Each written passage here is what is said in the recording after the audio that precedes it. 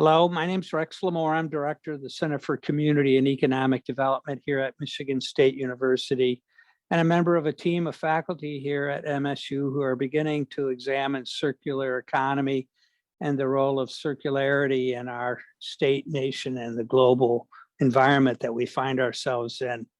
The concepts and practices of circularity in the use of materials is clearly an emerging field in academia, in industry, and in communities.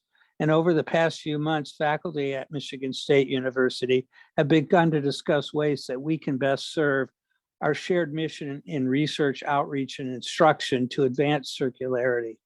And I'd like to recognize a couple of members of our core team who have been helping us in this conversation. Dr. Aras Raphael, who is in packaging, Dr. Larry Drizal, who's with our College of Engineering, Professor Vedat Verder, who is in our School of Supply Chain Management, and some of our team members here at the center, Ms. Kelly Humes, Ms. Olivia Wheeler, and Mr. Toby Hayes. And as a way of building our collective interests in this emerging field, over the next few weeks, we will be and are hosting a series of informal conversations with key scholars on our campus whose thinking and doing in the field is notable and we're anxious to hear from.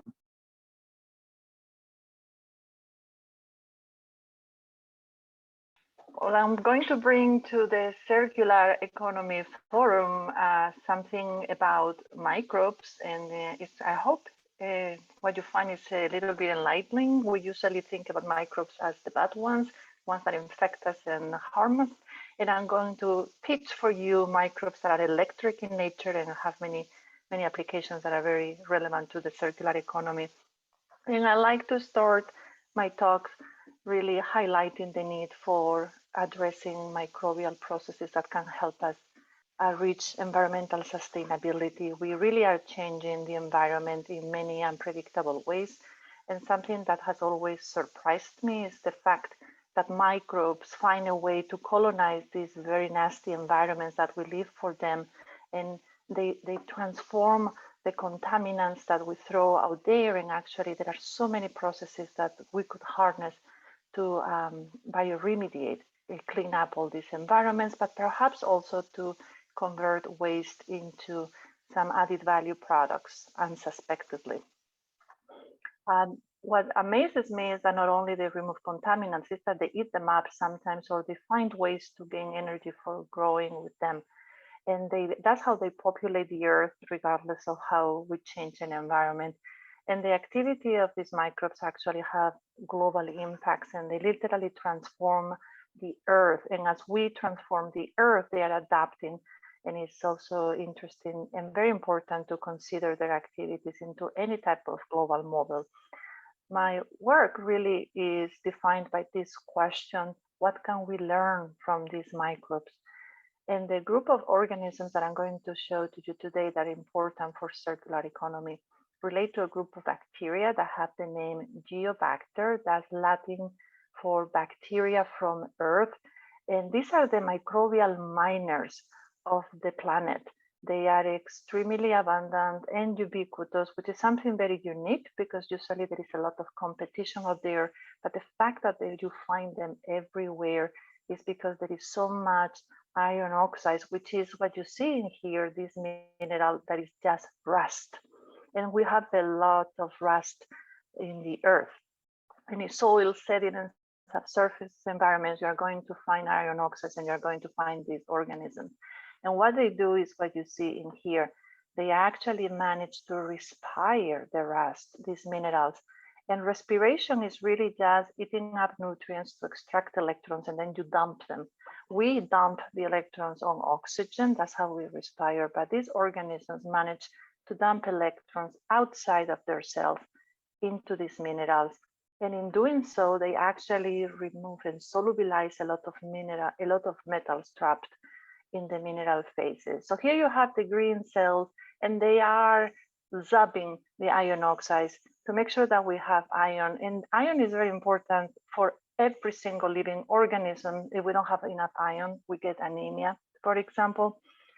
So what these reactions are doing is actually connecting many other cycles and triggering the transformation of many other elements on Earth. And this is an extremely busy slide, but I can already tell you that what they are doing is also cycling carbon. They basically drain all the decomposition of organic matter towards the iron minerals. They are also inducing and triggering the sulfur cycle, the interface with the nitrogen cycle, manganese cycle, oxygen cycle, even, just to give a few examples of the environmental impacts that they have. So what we've been looking at is looking at this reaction and saying, how do they do it? Starting with the fundamental research. And this is what you do when you have an electron microscope. It's very powerful, so you can actually see the cells here. And in black, you see the rust. And you can see that the cells seem to have projections that are actually binding those iron oxides, and then they zap them. And when we looked at closer magnification, we found that it's a mesh of filaments. They're made of protein. We characterize them. We find them in other bacteria. Usually they use them for attachment to surfaces, to infect tissues when in pathogens. And we call them pili, which is a Latin word that means hairs. The difference is that these geobacters have use and change this pili to make them conductive. These are true protein nanowires, and that's how they zap all the electrons to be able to respire iron oxides. We know, we were able to purify them, we know what they look like, we know what they are made of. They are actually just made of a single peptide, a very small peptide that you see one of them highlighted in orange, and it polymerizes, they assemble it to make this from the cell out. And then we have really figured out why they are conductive. Is because they have these aromatic amino acids, and the aromatic amino acids have this benzene ring that has a high electron density. So when you put this amino acid chains very close together, you end up with something like this. This is a model, a simulation, in which we actually measure the oscillations of those benzene rings, and you see how close they get to each other. They create paths of conductivity, and there are major hotspots of conductivity in them. What they are doing is they are just pushing electrons and hopping. The electrons are hopping along the wire. And just the way I always look at this, and I tell students, this is like a pinball. But it's a very beautiful biological pinball machine using electrons. We also know how these peptides assemble. And with this information, we were able to actually synthesize in vitro peptides that we can assemble into protein nanowires. We can also control the length of the nanowires, and we can mass produce them in bacterial systems that are currently used for fermentation processes. So we have the possibility of scaling up the production of protein nanowires for applications in green electronics. We can also manipulate these peptides and tag them to attach them to electrodes of different types, and we can actually induce their assembly. And when they assemble in this planar configuration, they're conductive.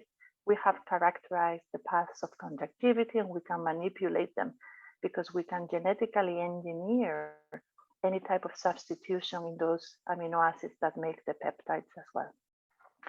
But what I want to bring today is a very remarkable ability of these organisms to be able to bind metals of commercial interest and zapping them into mineral form. And what you see here is the distribution of charges on the surface of the wires. You can see that here you have in red, all these red spots are negative charges. So these are really traps for metal cations, and that are going to just bind in here, and then the bacterium is able to zap them. And when they zap them, you can get this amount of minerals from very potentially toxic metals. So you are actually recovering them. You can see how can we recover uranium in these metal traps, but we can also recover cobalt and many other metals that seem to be sharing this unique ability to have, interactions, charge interactions. As I mentioned with uranium, the beauty is that uranium, the radionuclide, is soluble. That's why it spreads so fast in the environment, and it gets into the food chain very rapidly. But what these organisms are doing is immobilizing it in a mineral so we can actually develop technologies for bioremediation and environmental cleanup of some nuclear waste. Now, what we are doing now is actually exploiting this into technologies that can allow us to recover economically important metals. And the one we are very interested in is cobalt. Cobalt is at the lowest point that they can zap and gain some energy for growth. So they actually do it also to detoxify, because cobalt can be toxic. But as you can see, you think about the composition of electric vehicle batteries, cobalt is very important, but there are other metals in there in batteries that these organisms can actually recover. Think about it. We also have precious metals. For example, we have nickel.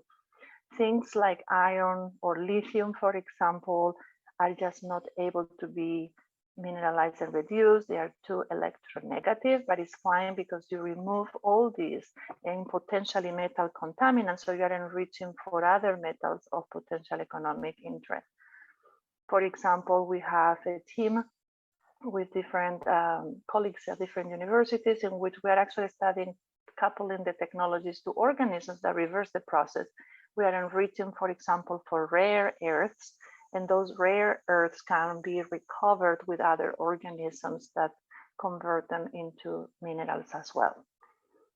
So with this, I want to talk a little bit about the cobalt circular economy as an example of how an institute at Michigan State could really help us see beyond the fundamental and have applied technological science that we are developing.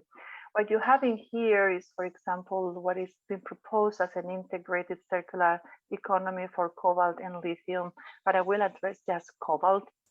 And the first part that I want to bring to your attention is the first barrier is mining, because we are currently mining cobalt from foreign sources. They are all in the copper belt in Africa, which is a very small mining region between Ghana and the Democratic Republic of Congo. There are a lot of foreign interests in these mines, Chinese in particular.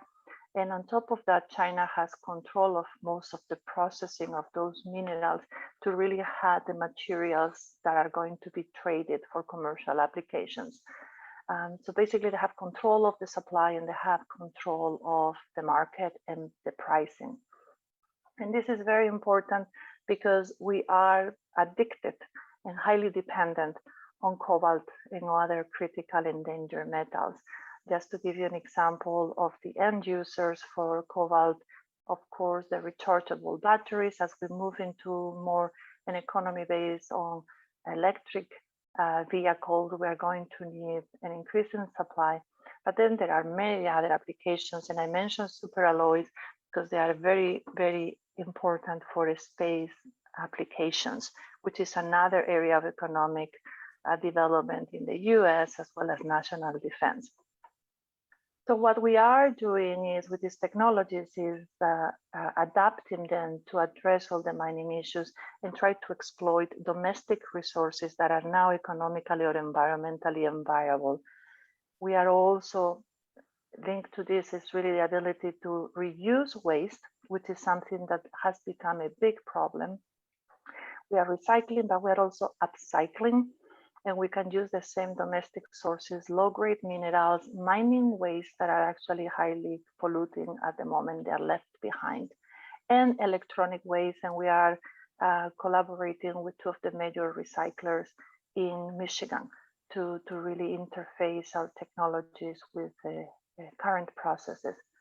And the metal recovery are all steps in the chain from exactly the same waste, but potentially others. So we are working with companies that are actually developing metal recovery chemical processes that we are trying to plug in and integrate our technologies with the microbes or with the nanowires that we have developed hybrid devices. So I leave you with this. This is a circular economy illustration where I can really just point at the targets that we have at the moment, we are really focusing on the inputs and minimizing the outputs, the waste outputs. But there is so much more that we can do and could guide our technologies and could really maximize the value of the proposition. And from this article, I want to bring something. Hopefully, I was hoping for discussion by the group is something that surprised me, that for some businesses, the main barrier is not so much technological or environmental. It depends, of course, on the business, but inertia that keeps us trapped into this take, make, waste sort of thinking. And this is really something that, as I try to learn more about the circular economy, I usually forget, is that the importance of communication, starting with us, the scientists, but really targeting all impacted recipients of the technologies, which are employees, customers, shareholders, and the public at large, really.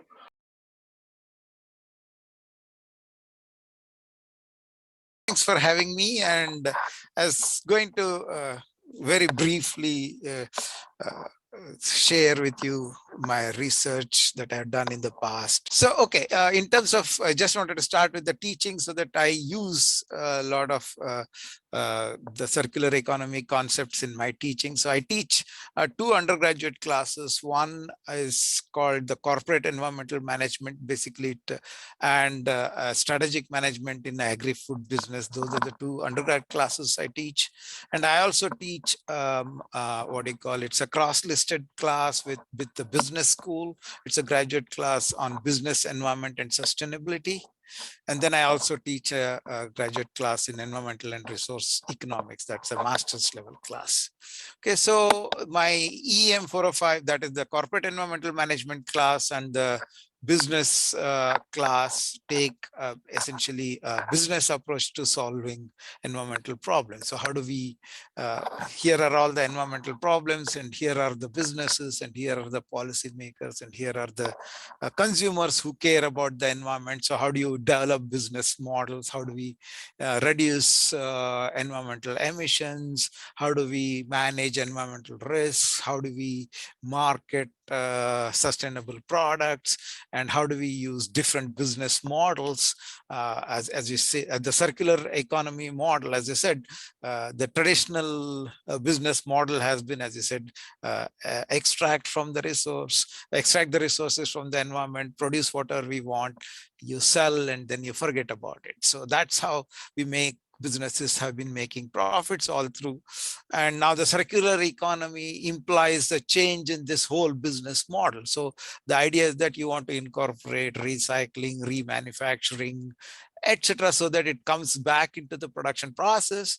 And if in order to that model to succeed, every player in this loop has to be economically viable, that they have to be making profits. If they don't, any one of those players, either think about the person who picks up the garbage from your house, the person who separates them in an MRF, the person who recovers the materials, and the person who sells it back into some other production processes.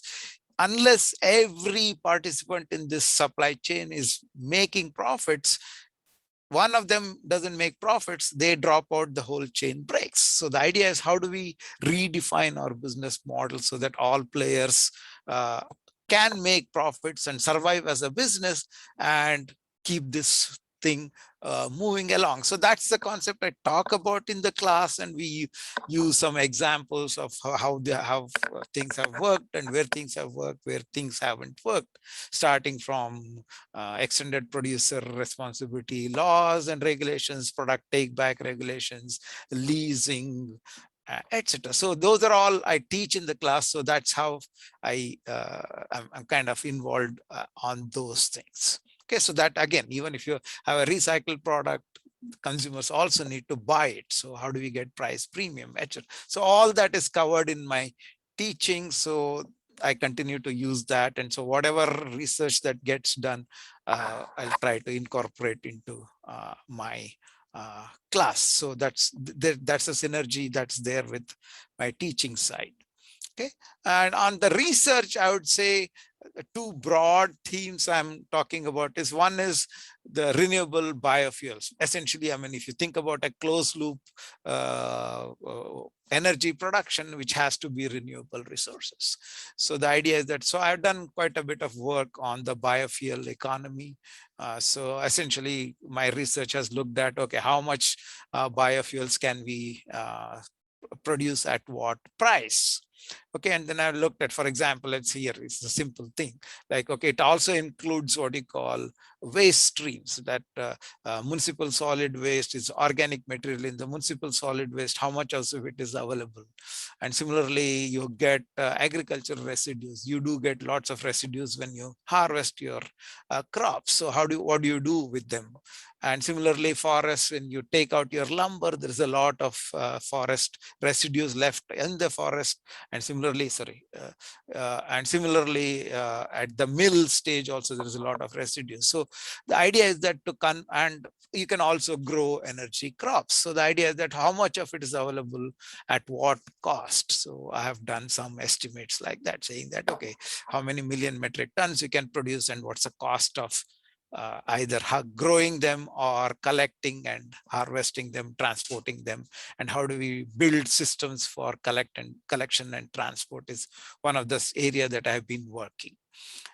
And similarly, conversion technology assessment, I have an undergraduate degree in mechanical engineering, so I do know a bit about conversion engineering side of this thing, but that's not but since then I've moved on to most on the management and economics side. So I wear my engineering hat once in a way and work with engineers on assessing conversion technology. How do you convert municipal solid waste into fuels? How do we convert agriculture and forest waste and energy crops into ethanol or biodiesel or things of that sort? So I've done some of those conversion technology assessments, and then I've done, it's also the economic side is, okay, now we have, let's say you want to grow energy crops, then the question is, how do we scale that up? So it's like it's a chicken and egg problem, right? Unless there is energy crops available, nobody will set up a biorefinery to produce, and unless there is a biorefinery to convert it, nobody will plant energy crops. So how do we kind of scale it up? So I've been working, and also how do we help farmers make their decisions? What kind of contracts do they look at?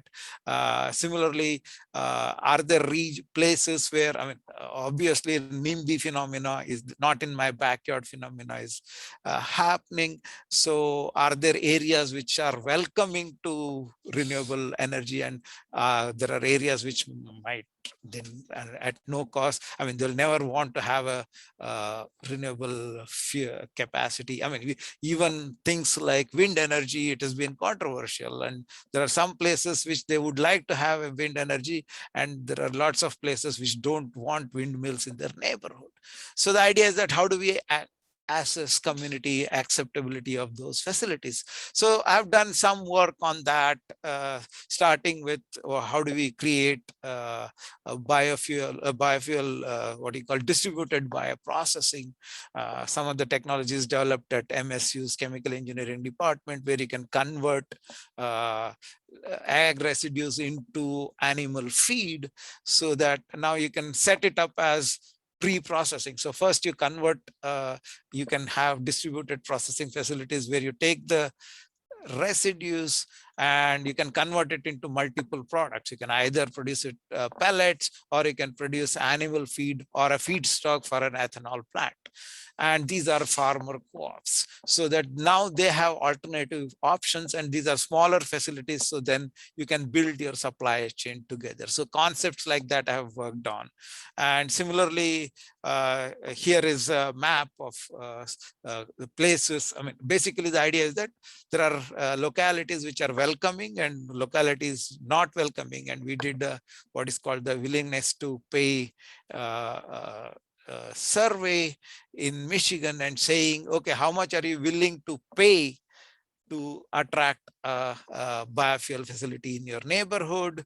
And similarly, if you oppose it, how much tax are you willing to pay to avoid getting a what you call a biofuel facility in your neighborhood, so that you get a sense of which are the communities which welcome facilities and which communities don't welcome. So I've done some studies of this. Okay, here is a typical map. Like for example, here is areas which are 90% of the population wants a biofuel plant. Those are the red ones, and while the blue ones are actually people who oppose. So you can see UP definitely is much more welcoming than Southeast Michigan for biofuel facilities.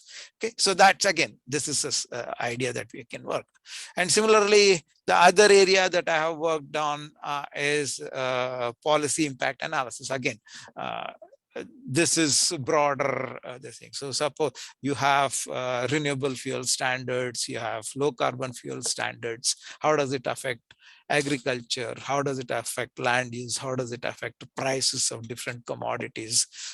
That kind of an economic modeling I've done in the past.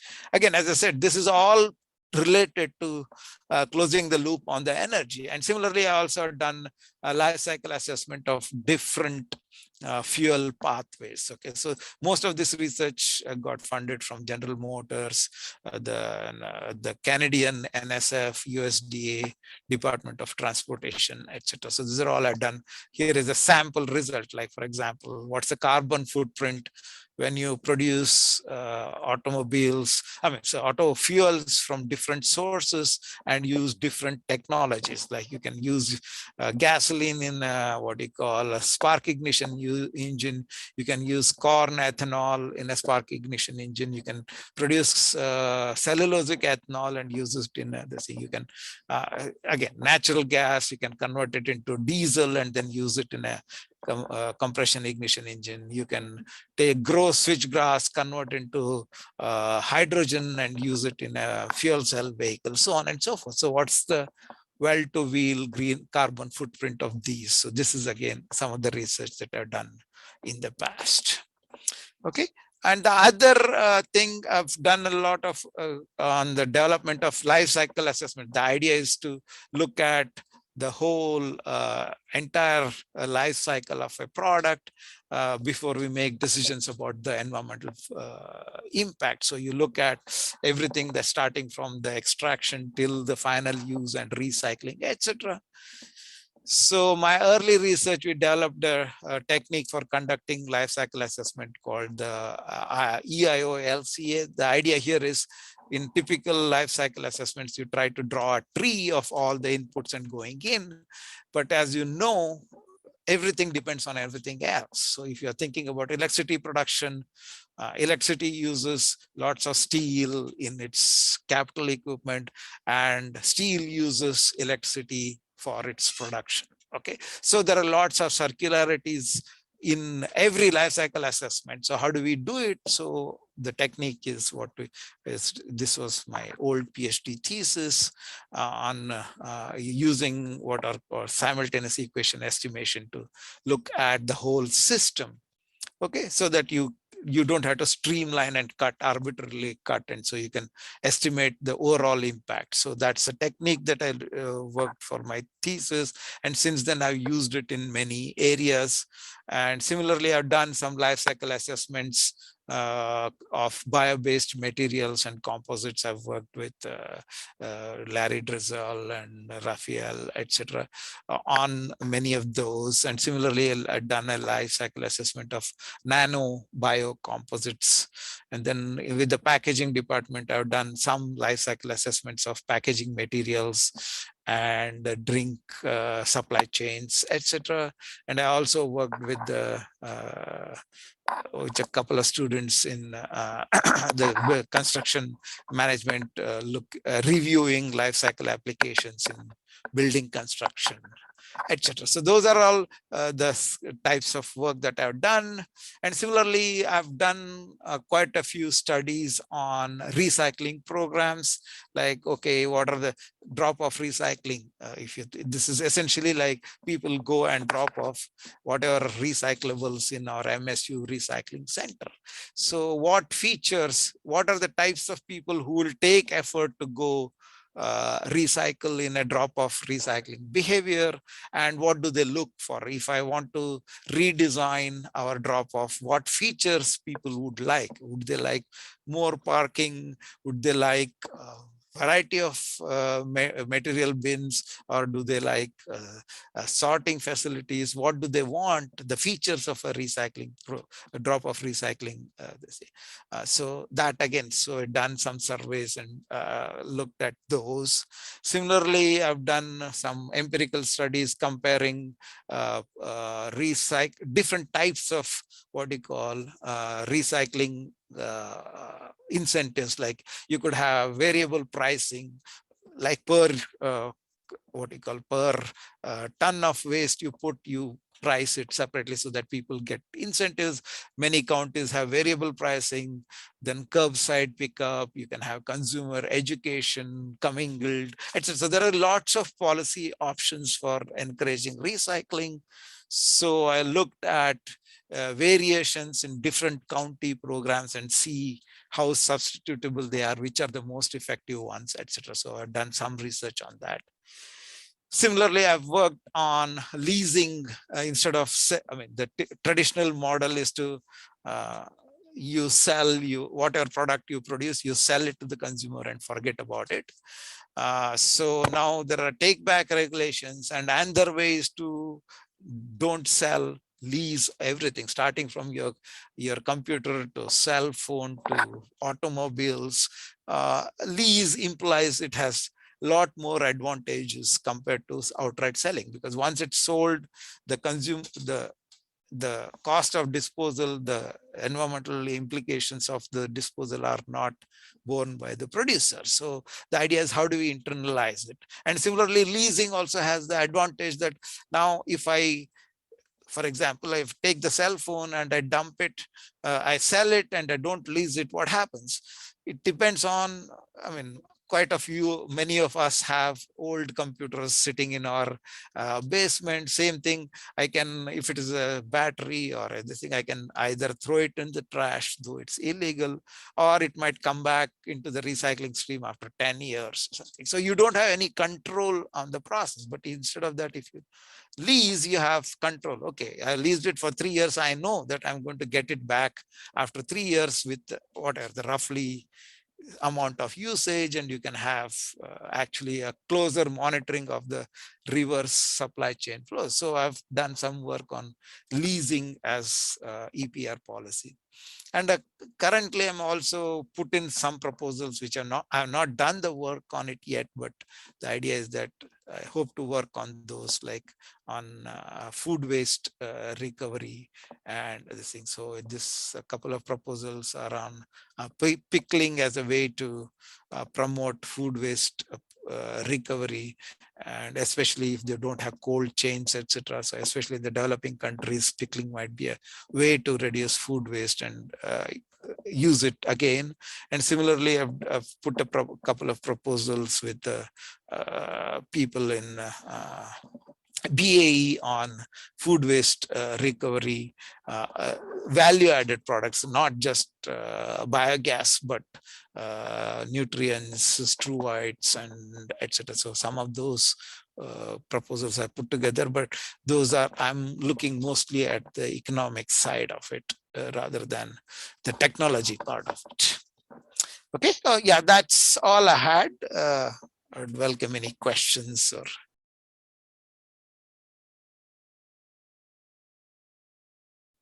Rex, thank you for the microphone, and I look forward to sharing time with the group today.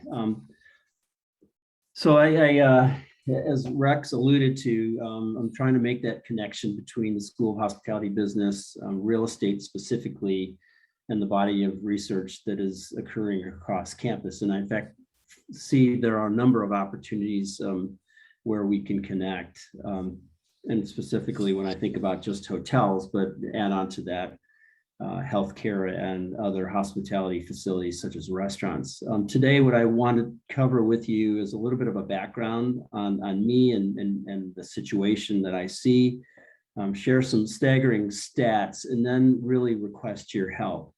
The title of this little presentation is really instigating investigation. And that's really what I want to do is seek your assistance and help and guidance, and to where we as a program may be able to share some research.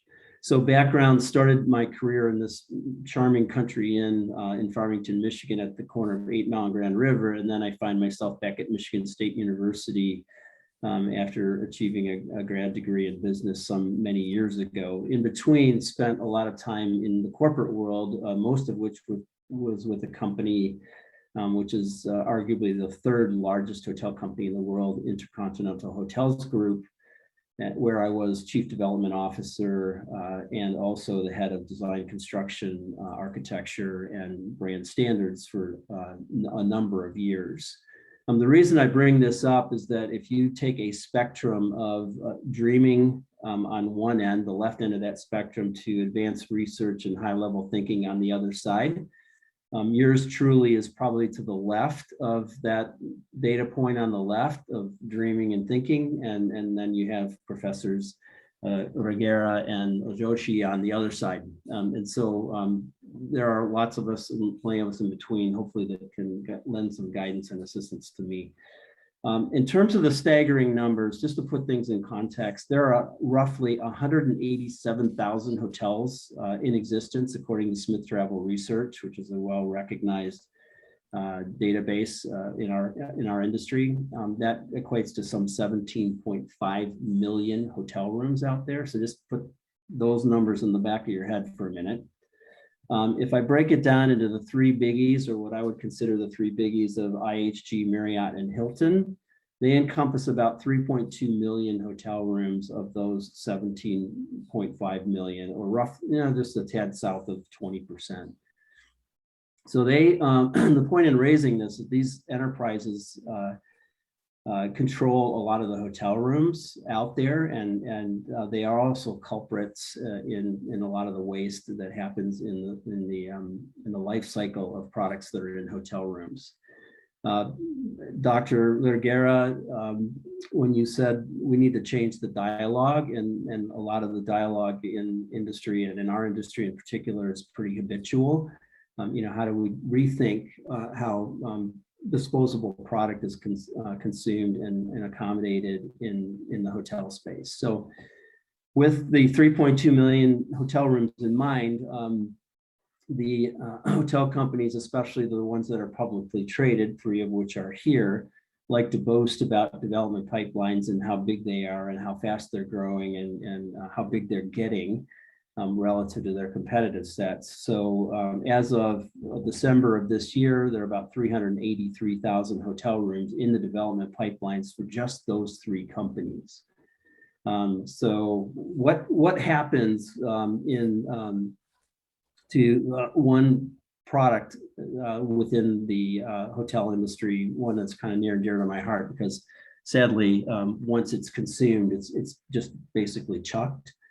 In this case, if I focus on carpet, if I take the 3.2 million hotel rooms that are in existence, and at an average of about 350 square feet per hotel room, that's about 1.12 billion square feet of nylon carpet that is laying under your feet in a given hotel room. And in fact, a good bit of that carpet is never even walked on, because it's under a desk, or it's under a bed, or it's under a chest of drawers, or some other immovable object. And so very little of that carpet is actually walked on. Most brands have a 7-year life cycle for that carpet, meaning that at the end of the 7th year, it gets torn up and disposed of and replaced. And that's, part of the brand standards that we have established in this industry. Again, that's one of those dialogue and one of those events that just kind of was developed, I think, by Holiday Inn probably 50 years ago, and it's perpetuated into this day and age. So how do we change the dialogue around life cycle of certain elements, disposable elements that are contained within hotel rooms? That's about 160 million square feet of carpet that's finds its way into this dump every year. And that's just across those three hotel brands. So you can multiply that probably by a factor of 3 or 4 at least given the high standards of a lot of the other hotel chains out there. And that does not include the chairs and the desks and the drapes and the wallpaper. And if they're renovating bathrooms, the cast iron bathtubs and the ceramic tile and everything else that may end up in the garbage heap